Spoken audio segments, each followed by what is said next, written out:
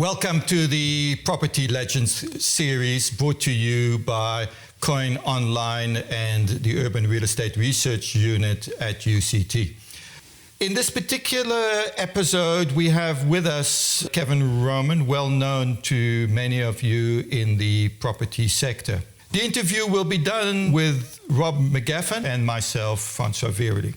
Kevin, welcome. Yeah, thanks. Great being here. I think let's start with a bit the background. You know, where it all started. I got into property in 1989, 3rd of January, and it started. I came from a motorcycle background, Kawasaki, Honda, and enjoyed that, and sort of moved into a space where everybody, I think, slowly guys were moving into property.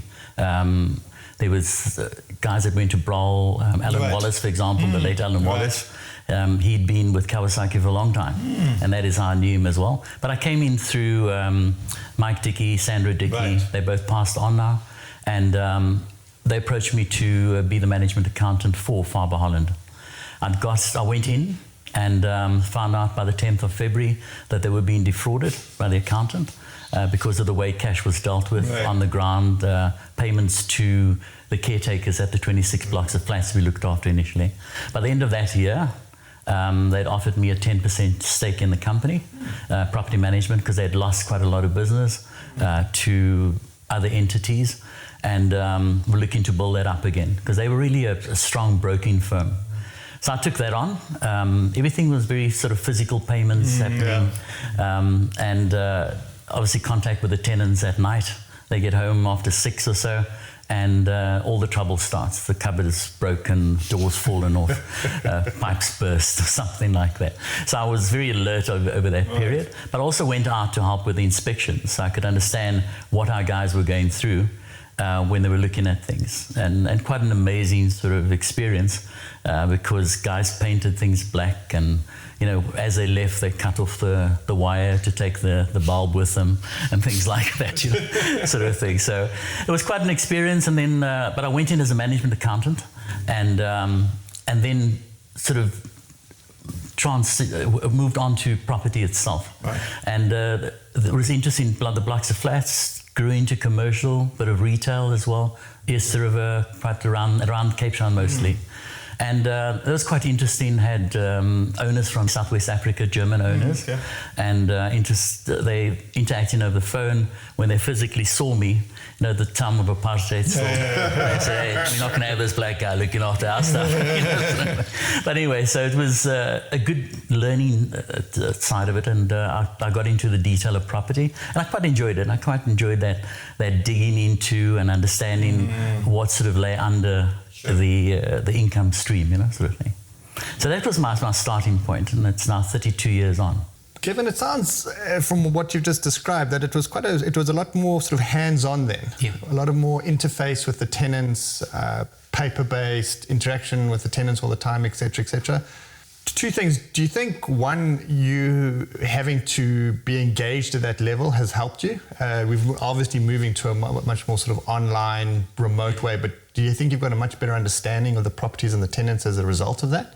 And secondly, do you think we've lost some of that personal touch because of these new sort of systems that have come on board? I think on the residential side, tenants sort of pretty cold and move quite quickly. They'd come into the office, and you would develop relationships and pay their rent. You know, so that interaction was one and very positive, but one's also a dangerous one because of the cash situation. At the time. At the time, because I remember, you know, and also when a tenant doesn't pay their rent, you know, you've got to also keep your arm's length over that side. Because I remember one Christmas, I had a lady send me a photograph and said that she was in an accident. So I said I didn't believe her when she spoke about it. Then she sent me the photo to show that she was in crutches. So that I must understand that she couldn't pay her rent, you know, sort of thing. But yes, that just getting back to it, that personal touch was always there, and more so on the commercial side, because what we tend to do, even in this day and age, right currently, is that we don't go and visit our big tenants. It's what Mark Wayner used to say, know your tenant. It's all about that relationship that you have with the tenant. You've got to have as good a relationship with the tenant at the beginning of the lease as at the end of the lease. Okay. So what happens is that when it gets to a year to go and the guy is to renew, he remembers all the pain that he went through and not the good times, sort of thing. So what we're going to do is go in, and as us, sort of built our business as well, I would go and visit a tenant, especially the big tenants, and understand where they're going to. If they want to downsize, be the landlord for them in the future. So yes, very much that interaction, Rob, is important, and it's still to this day. And I even believe with the staff, to encourage the staff as well, to actually go and visit the municipality, that you talk to the person every day, but you're not getting any results. Go and see them. Kevin, talking about that, I mean, you've done a lot of work with the public sector. Yes. And those relationships, what's different about doing business? You may say, well, a lot of things, but I mean, what is fundamentally different? I suppose the motive. I remember years ago walking into a meeting in the Department of Public Works and saying, oh, well, the IRR is X. And they looked at me and said, this school is not here for an IRR. We've got this property for very other reasons, and why we use properties. Maybe do you want to reflect on that? Yeah, I think so in the public sector itself, the guys there's a certain job, and the job isn't seen in the broader context. Right. That's what I've got to do. And if I'm not around, it's not going to happen. So what one has to do is be patient for one. And, go in also, like, for example, if I've got a query, it's rather just to spell it out and go and spend some time. I'd fly to East London, fly to Port Elizabeth, go and see the municipalities and spend the day there. And just have that contact, because they've got a job to do, but they are told to do it in a certain time, and it's also tomorrow's another day, and there's no urgency about it, which is unfortunate. And your troubles are not really their troubles, sort of thing, unfortunately. But there are good people there, and that is why we've had education programs going within SAPOA, for example, to help the public sector, to help them to develop, to understand IRRs and things like that. But just importantly, to understand how important their job is, to make it work. Talk about SAPOA. I mean, you were the president. That's right, in 2011. 2011. Do you want to reflect on that? I mean, what was that year? What sort of issues were you dealing with, if you think back? And I think it's also a bit, we'll start reflecting a bit about the property markets. Sure. But what was going down? What were the issues? Over that period, I know we traveled to the USA. We had a relationship with BOMA. Gave a presentation there. And understanding their market, our market, and what were the real differences. So what they do is they bill quarterly. Everything was electronic, whereas we were still in that physical stage in the earlier question that you mentioned, Rob. So, and for us is that to my mind, we weren't really, because we served for a year as a president, you weren't reflecting on what the previous president had done and what you can pick up from. You take today Joe Biden taking over. But there's always a bit of a legacy, isn't there? That you. So what I was looking for is to give exposure to the people that have achieved, and for the industry itself and the changes. And obviously from our side is how the market changes, online, from a retail point of view. We'll talk more about that possibly later on. But important for me in that period, and even before that, being part of SAPOA was important to me, because they didn't only deal with a segment like Shopping Centre Council, which was the sexy part. They deal with everything from legislation right through to, engaging on behalf of the owners, the property owners and that. So it was interesting for us around about that time to... And there was transformation. Yeah, transformation was important. Transformation in the sector. I mean, you must have been in... there was Alex Bagati, you know, the first ones who were really part of a sector that was transforming. So it started back you're looking at 1999, and I was part of the committee here in Cape Town, SAPOA committee, and we went to the council that year and said, look, we're not going to allow CBD to deteriorate as other CBDs have. And through that conversation, we said, look, we as land property owners are prepared to actually step in and help. And that is where the legislation came from on the rates and taxes, where you could actually have a levy issued. So the city improvement districts. Right. So the city then would do the collection, pass it on to the Cape Town Partnership, and the Cape Town Partnership would then engaged the City Improvement District, at that time the Central City Improvement District. And what was nice about that is it's something you can look at and say, well, this is what SAPOA has achieved. If you look at our CBD of Cape Town today, it is... What's your reflection of the CBD?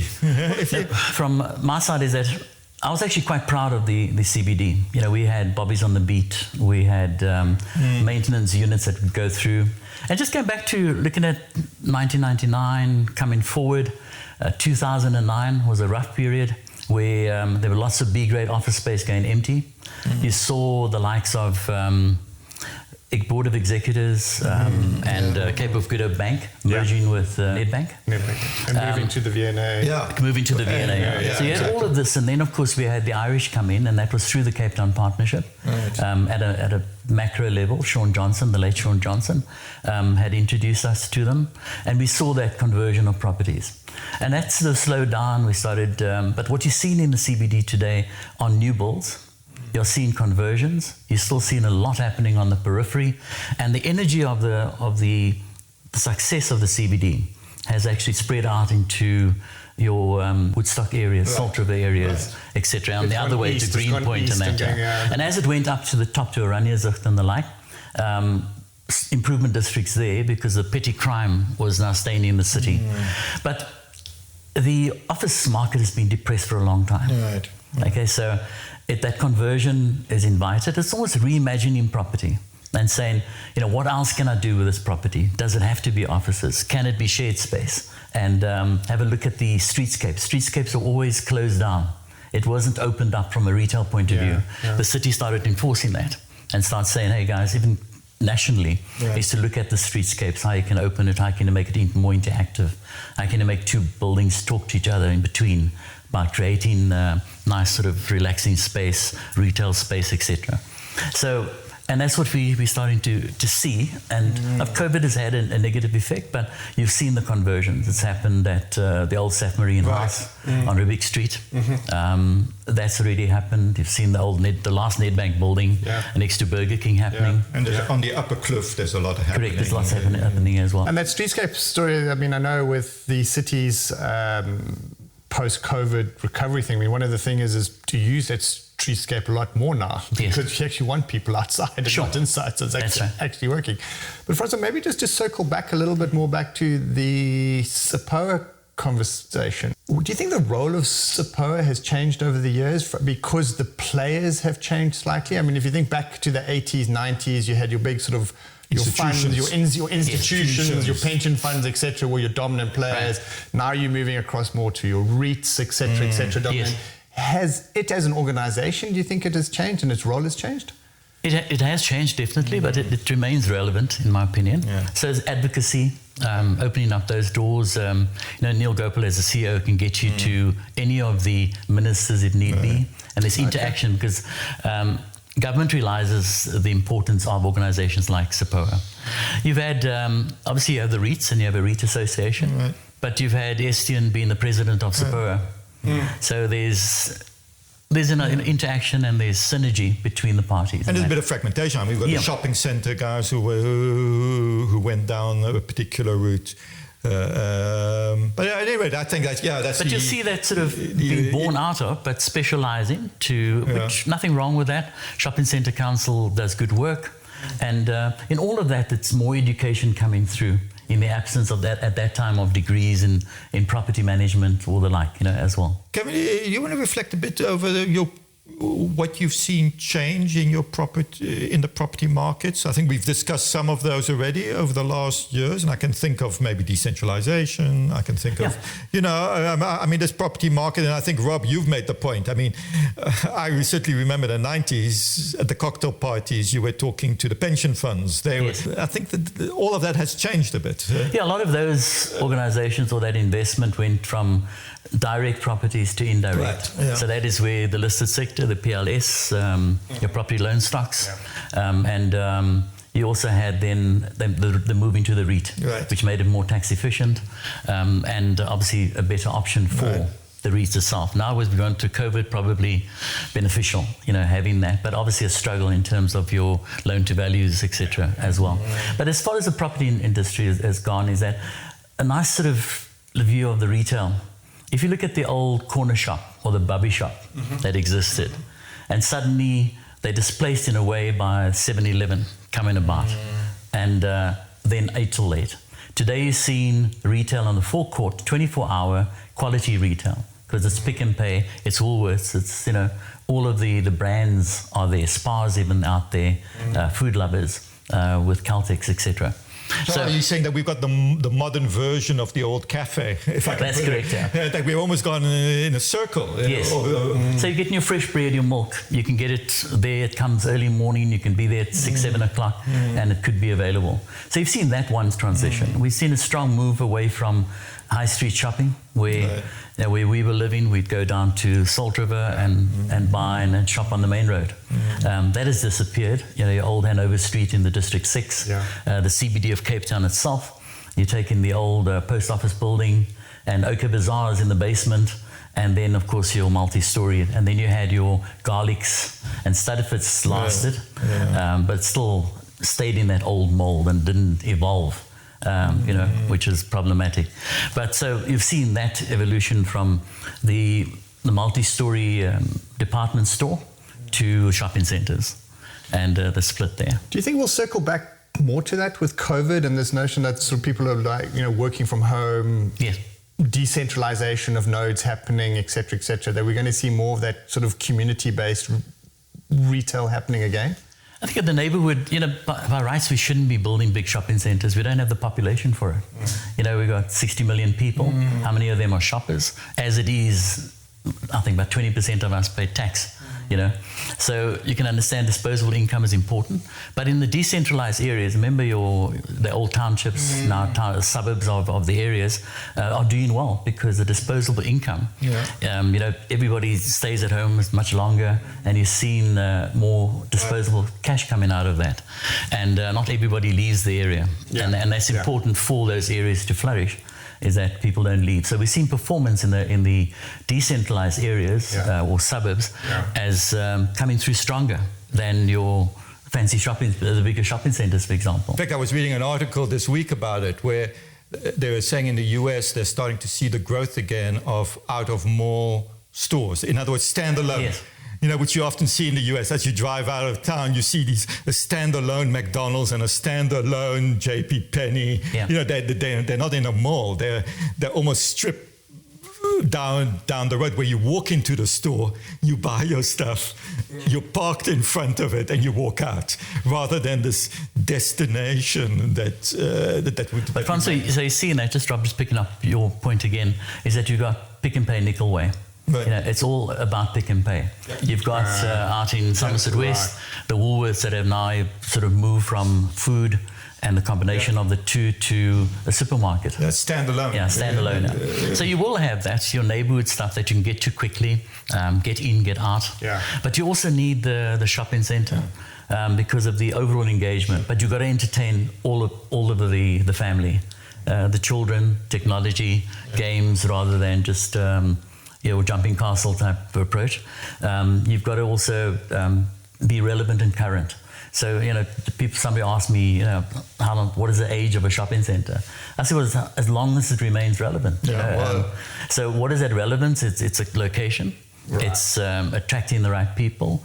Today, feeling safe even in the old environment in terms of robberies and things like that. That because I was involved with the security initiative in the Western Cape over the period, that first spate of robberies we were having, and when they were blowing up ATMs and the like. So, and it's important that people feel safe and are safe, and in reality around shopping centres. Kevin, if we just go back a bit to your career, are there specific development deals that you identify with, where you say this was the one thing I can be proud of? Or I'm sure there are many others, but something that stands, and maybe a bit of experience around that.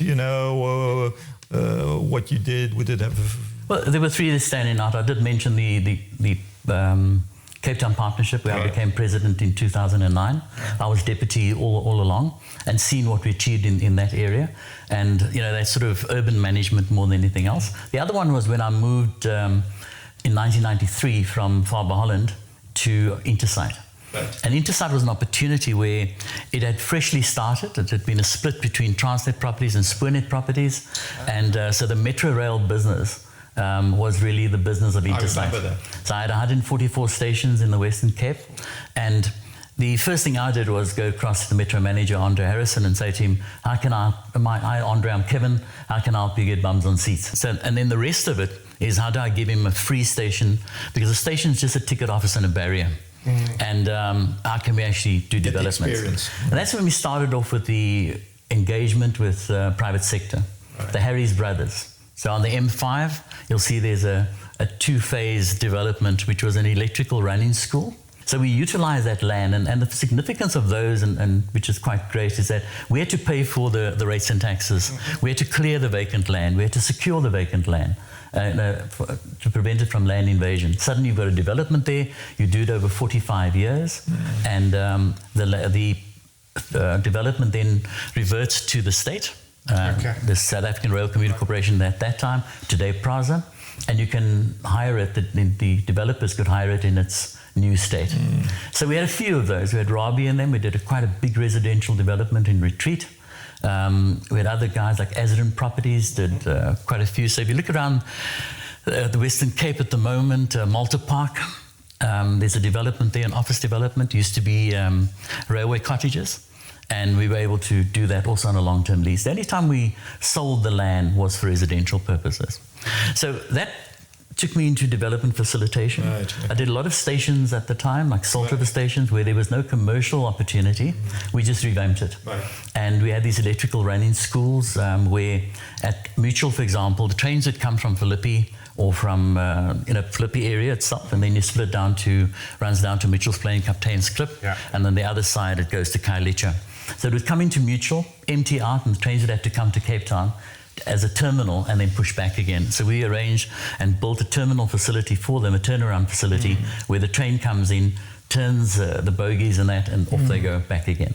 So so that was a good experience also doing the developments, and I used that, I actually lectured at the Graduate School of Business for a couple of years, 3-4 years, on project management planning, but they only gave me an 8-hour slot. So I used half of that to actually do the theory and then take them to a live site. So I remember at Woodstock Station, the guys had poured concrete and they didn't level it out. And of course, in the middle of the night, I get a call to say that there's cement on the tracks and the trains can't run. So that was a good experience, that old Intersite, what we actually developed, Park Station nationally, and quite a few others as well. The other one for me in the private sector was Tiger Valley itself. As a company first. Oh yeah, because you completely redid it, didn't you? Yeah, we redid that. It didn't have a major development. It was developed by guys who did Canal Walk at the time. And they had that old, looked like a disco in the food court area. So there was the one area that was redeveloped. We spent about 465 million on that. And I was there on a daily basis. I was the responsible director for that. And but it was interesting, the dynamics of, the screen was out by a couple of mil. And now we have to close the connection between the game area and the jet area. And they were really moaning, the jet guys, that we were cutting off the movement. And I couldn't do anything else. So I remember... Because it was a major refurbishment. It was major. I mean, I think the experience, and I think it'd be interesting to hear this, the experience of not shutting down a shopping center. Yes. You still got to keep it going. We kept it live, yeah. So there were a couple of challenges in that, other than the screen and that, where, contractors tend to work on their program and they have lag here and there, and wherever they see that, they just put the resources into it. And that part of that was the leading malls. They would suddenly say, okay, fine, what we're going to do is we're going to rip out the ceilings. And so they fine, if you're okay with that. And then what happens, instead of the hoarding staying up for a week or two, it stays up for 6 weeks because they didn't get the detail or it needs to go into the ceiling. Right. So wanted to deal with that, and I remember sort of going to the guys and saying, just give me one win, give me one back, in terms, because now you have to give rent relief, around the side and that. But what came out at the end of the day was a fresh mall. We straightened the mall in terms of sight lines. We moved lifts across to the side, where we could then open up the view, for example, from Woolworths on the upper level. You could see right through to the next court, Right. and even that had glazed lift facilities as well. The straightening of the mall was because we had lots of kings and stuff like that, and also we gained space that way. About 8,500 square meters we gained by, for example, taking the post office out of where today Ackermans is there. Ackermans and the Mr. Price in the bottom. We created those boxes by taking the post office into a destinational area in the banking hall. And the banking hall itself, we extended that to under game so that you had more space there, but you always have to be careful what sort of tenants you get into those spaces, because they've got to be tenants that are they're destinational. Somebody will go look for the bank, or look for the insurance company or whatever, from there. And in hindsight, has that refurb turned out the way you wanted it to? Very much so. In terms of opening up the sight lines, has that improved the performance and turnovers, etc., of the centre? So what was significant, Rob, on that is that if you take the escalator, for example, if you came down, you would run into the mall downstairs, and House and Home behind the lift was dying. What we did was we turned that escalator around. So now you run into House and Home, into Mr. Price, which is quite a high turnover store. Right. And that just changed it, because all you have to do now is turn left or right, and you can still go down the passage. So the lower area suddenly became alive. So it wasn't just we all want to be on the top. They always say that retail is quite a specialist exercise. Yes. And your experience to pick up on these type of design changes that are needed, etc., do you think that's come from your background of having engagements with tenants and understanding with the tenants? Very much that. And so what we did in the group, Pareto Group, was bringing in a retail manager to help with. Right. And your smaller tenants, your moms and pops and that, they don't have the wherewithal to train staff extensively. So what happens is we provided that. We brought people in and helped them to merchandise, to make sure there's not too much clutter and the like. And so it helped a lot in terms of that importance of people, but was separating the leasing guy from the retail manager, because the leasing person would want to, for example, get the tenant in at the right price. Once the tenant is in, they must be paying tenants. My simple approach to property management is that it starts with the lease agreement. It starts with the tenant going in, signing of all the documents. The information must be properly captured. And that information is material information. The parties directly describe, the square meterage correctly measured, the rental correctly described as well. And once you got that right, all the information that you draw from that is worthwhile. So, but there in terms of your centre itself, if anybody's suffering there, you must help them. And we've done that in the marketplace. I think every single landlord has come to the party to actually assist, especially over this time. But that people engagement is still important. That's why the mall remains relevant, but you must make sure that everybody remains relevant. So when you do your research is about what does the customer want, not what the landlord wants or the developer wants. It's first, what is the customer want? Well, it's often the discussion, which I think I've often made, also to students. We often say, where's the investor? Where's the developer? Yes. Well, the question is, where's the user? Why would anybody come to this place? And this sort of user-centric view sometimes, I think that we sometimes miss this. Yes, there is place-making, I'm sure. Can we just take the discussion in a different direction in the sense of the future? I mean, here we have a property market that is on thin ice at the moment. We've got an economy that has really moved into a downward cycle since December 2013. We're seeing a bit what's happening in the REIT sector at the moment. We'll see what is permanent or not permanent out of COVID-19. Where do you see this property market going in the next few years? Some people will argue the future. Is it residential? Is it not commercial at all? Well, it's probably going to be a combination of, in that retail sites, residential is important to have it around those sites. So to densify and build retail around makes sense. Right. If you just take Tiger Valley, for example, you could use those edges differently. Right. You could build retail on those edges and share the parking, for example. And then you can walk out and go and shop, rather than having to drive there. And it's this sort of what I think they're doing in Paris, what they call the 15-minute city. You should be able to walk 15 minutes to just about everything that you need. Goes up. I saw that recently. So other than that, the online shopping has increased tremendously, and you always miss out as a landlord or owner of a shopping centre on that turnover, because that turnover doesn't get declared. It doesn't happen in the store necessarily, but it happens. And okay, so what you're saying, people go to the store, they see the, let's call it the Apple laptop there, but go off and buy it somewhere else. Well, could be, but it's actually the reverse. So they see it online. You know, like if I want something, I'm looking for a baby monitor. And so I look and I see, but I want to physically see where it is. So I can also touch it. So you go to the store. So then you go to the store and you go and buy it. Right. So you don't actually walk around still. So that's retail and shopping centre owners in particular are embracing and must embrace online shopping, even if it's a small percentage of, because it's grey and you can't you ignore it at your own peril. Big shopping centres are being built because it's driven by the retailers, but preferably not to be built in those. So a lot more neighbourhood stuff. So you think the neighbourhoods are going to become more interesting places? Correct, yeah. And then, and also it helps the residential areas as well, because we have a tendency in the past to build a shopping centre in a new area and forget it can't be an island of security and cleaning. No, sure. So, you know, once you're out of that boundary, you get mugged and, you know, things look different.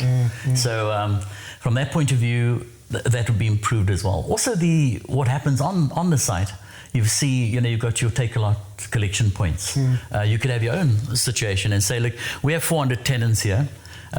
Here's the app for the centre, and what you could do is shop online at these stores and collect at our concierge desk, for example. So it's a sort of clicks and mortar type of idea. That's right. So you still maintain the integrity, but change. You know, you could turn big boxes into storage areas, or you could also turn it into collection areres. You know, or as somebody said, who says that you only need to have retail in a shopping centre? Yes. I mean, there's no rule that says that you can't have a legal firm and next door the clothing store and then the dentist. So the industrial market, it's been logistics. I mean, logistics and everything else, but it's been fairly stable all the way through. 3% growth, but it hasn't really gone the other way, whereas you've seen offices suffer. And you'll see a change in the way offices are used. And as much as we say people would gravitate to working from home, I think everybody wants to get out, you know, at the moment, to a point where, you know, I can imagine it was too easy to have the meeting. And so you can have it at any time. You tend to be stuck to that, and you lack exercise and moving around and that interaction. I quite like what WeWork had the other day in an ad, working close to home. Yes. So no, but it's an important not working from home, but I want to work close to my home. I don't want to get to move to the other side of town. And I think that we may just find that, and again, it's the suburb that starts playing its role. And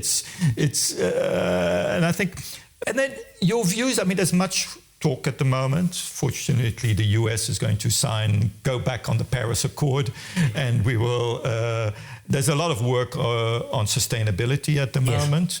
I think anyway, that's my own view. I think we're entering into a world where sustainability, ESG, environmental, social governance type of issues, PropTech. What are some of those buzz concepts, if I can call it, going forwards? It's, you know, we've been talking about the Green Building Council was co-sponsored by SAPOA, and really to start looking at new initiatives and the like as well. So we've seen how we deal with our waste differently, wet waste and other waste, normal waste, how we actually dispose of that as well in the environment. We've seen alternative power sources. There's an entity that I'll be busy with and engaged with that will be able to store the energy, you know, so lithium batteries and the like as well, which, and the announcement by the president about these alternative energy sources to Eskom is important. And that is happening quite independently. So where you can take little towns off the grid to a point, you know. And because they owe the ESCOM so much money, they get shut off for a week or two. And that hurts the economy, it hurts those areas that are important that we don't feel and touch every day, which is your decentralized areas again. And so it's fairly important. We're going to get that carbon tax coming around. So we got to look at that seriously. It's not. And the property sector is a big producer of CO2 and water usage. And, correct. The built environment has an important role to play in that. So water, we've seen with our last crisis we had 2 years ago. We've all gone into tanks and alternative sources of storage. Underground water, obviously, you have to watch out not that we don't actually bleed that dry as well. But there is an awareness. You can't ignore it. And you've got to actually start looking at that. And I'm sure every single company, from the biggest REIT right through, are looking at that. So to circle back to your days at Intersight and some of the experience that you picked up there, and I just want to get your views on sort of public sector asset management, in the sense that we know that a lot of, whether it's municipalities, provincial governments, or state-owned enterprises, actually own a lot of well-located land. Correct. In some cases underutilized. Yes. But we don't seem to have been able to have leveraged that to the degree that I think one could have. Although you spoke about doing some quite innovative stuff at Intersight, where you started to do the leasehold, putting land out into the market on a leasehold basis, etc., etc. What would you, so sort of any recommendations or ideas that you would have in that field, or that front, how we could use that property to achieve some broader objectives? Yes. And I appreciate, and the other thing, obviously, with the public sector, is that, as I think Francois was saying earlier on, it's not just a financial objective, although that's obviously important. Yes. There are other objectives as well. Do you think we could manage those assets a lot in a more efficient and effective manner? We can, Rob. You take Intersight, for example. The Spoonet had run those properties. They were sort of in and around railway stations, sometimes in areas that were reserved for, stoppage points where you have an interaction with other modes of transport. And so we were looking at those pieces of land or land nearby, for development. So what happens is, though, that they get huge subsidies. At that time, over 2 billion rand or close to 2 billion rand for running the rail system, for subsidizing the metro business. And so they weren't in the business of property. And that's where Intersight's focus being purely property, to actually find those developers that could do better than us trying to actually get a team together. So we did assemble a team for certain developments. Like I said, the stations that didn't have commercial attraction. But where you could use your established developers in the area and say to them, you do it better than us, but there'll be a return for the state. So, for example, we would say that we will take 11% of your rental income based on the land value, and renew that every 5 years. We review that, okay? And the nice thing about being in that environment as well, all of a sudden we're working with other government departments, like, for example, the city would have a way leave over our property, a right of way, which is effectively that. In some cases, they have a piece of land that we may need. It's just a little road reserve, and it doesn't seem to be utilized anymore. Like, for example, in Deep River, there was a thought to run a rail line from Philippi through to Deep River area. Yes, and there's a reserve, quite a reserve around there. Yeah. That is now quite exciting for development, so we need to. There must be a will within the department or the organization to drive the properties. They put it out to tender, and everybody puts in tenders and that up, but they don't make it happen. So what we said, for example, is that we're selling the land to you if it's for residential purposes, but we're also saying to you, if you do anything else with that piece of land, or you don't do it by a certain time, it will become transferred back to us. Right. So it just to keep needs some level of control on the outcomes. That's one of the advantages, they say, putting it out on leasehold as opposed to selling into the market, because you do then be able to have those sort of levers to make sure that something happens. And you have a control over the quality, because after a certain period they've got to maintain it. Right. So they can't, I quite enjoyed being in that environment. It was different, working with the city council, pushing things along, because everything it's got to go to that committee, it's got to go to this meeting, etc. And we try to sort of cut the red tape without being reckless, And that was good, to actually go through that. I mean, also being in my last job now with the Burrito Group, was engaging with the PIC. And they want to get the best returns for the government employees pension fund. But it's again, you've got to have somebody that understands the detail of property. It's fine to do asset management, and I always say, look, as property managers, we do everything up to trial balance, and the asset manager does the final accounts, sort of thing. But the importance of driving that income. The income is driven. No, but it's an interesting point, and it's something that I certainly share with students when we do property management. I say that's the business of property. Yes. Yes, we've got the finance and the balance sheets, but the actual business of this. And I suppose every property is almost a business on its own. It has to be run, it has to be marketed, it has to be, the collections. That's the nitty gritty, and sometimes we tend to forget that a bit. And the expense ratio is obviously extremely important. So when the budget is done, I run an expense ratio and I'm saying, they want sitting at 60. That's crazy stuff. What's causing it? Yeah. So we go and investigate and we say, fine, there's a guard walking around with a shotgun. It's costing us 4 times what the other guys will cost. Do we need it? And start asking those questions. You have, for example, you run in the maintenance operation and you continuously have a water leak at a certain property. And you fixing it up at 10 grand here, 8 grand there. And in the meantime, you could just replace the line and it's capital, so it doesn't expense, and different ball game. So, and it's looking at all those detail items as to where it's gone. Are you being charged the right tariff at the municipality? Is our staff, for example, who's working with the rates and taxes, are they interpreting the clause correctly? So is it rates only for the tenant? Is it all rates for the tenant? Or is it pro rata? Sort of. What I do want to ask you there is that there's been a debate in the property market over the years. Yeah. Should your property management be in-house or external? Some people will say it's so important, you should have it in-house. Maybe when it's stabilized and you're collecting the rental. Now, I don't want to be unkind to property management companies here, but or is there something in between? Or do you say some has to be internal and some external? And then once we've got that, and I think we'll wrap up after that, and some characteristics of a good property practitioner. So maybe the two can even... So maybe an example of our business that we started with my partner, Leslie, was we, first of all, got properties to manage on a national basis in 8 of the 9 provinces. Yeah. So we said we're the first wholly black-owned property management company operating nationally. Yeah.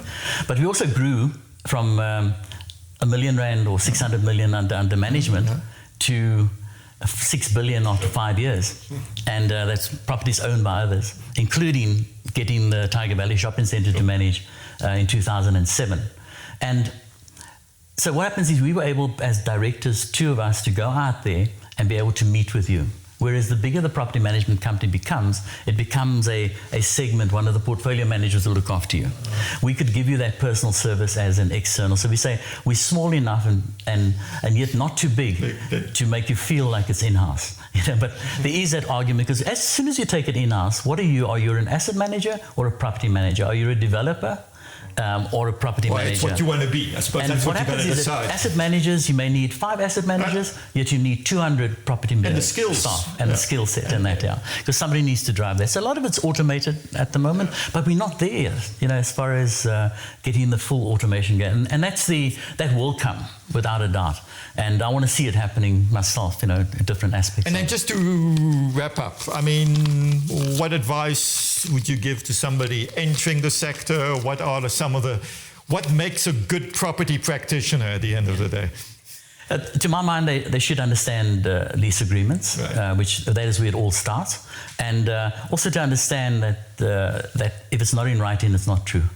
Okay, so that's an important element there. And then you mustn't be excited about getting the tenant at all costs. So it's important just to understand that dynamic. But you must also have a feel for people management, because you're dealing with people all the time. And you also, as a credit controller, as a person taking the maintenance calls, you get negative calls all the time. Nobody phones you up to say, hey, well done for collecting my rent, this sort of thing, except the landlord, of course. So it was important just to have a bit of a financial background, a bit of a contract background.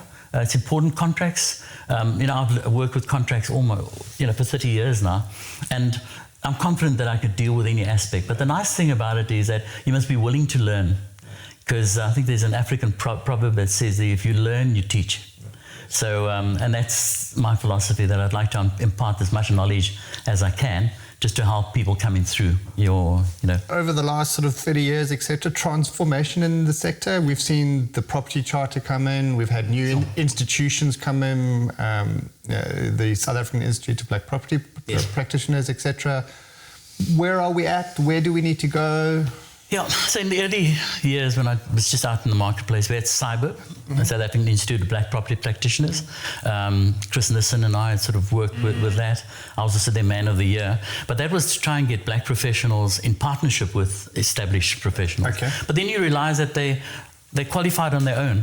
They can run on their own. And that's where you've now got the Which other is a good thing. So we've moved on to the right absolutely. space. So you've seen that happening. But it hasn't happened at the pace that one would like to see it. You still don't have a substantial property management company that is black owned.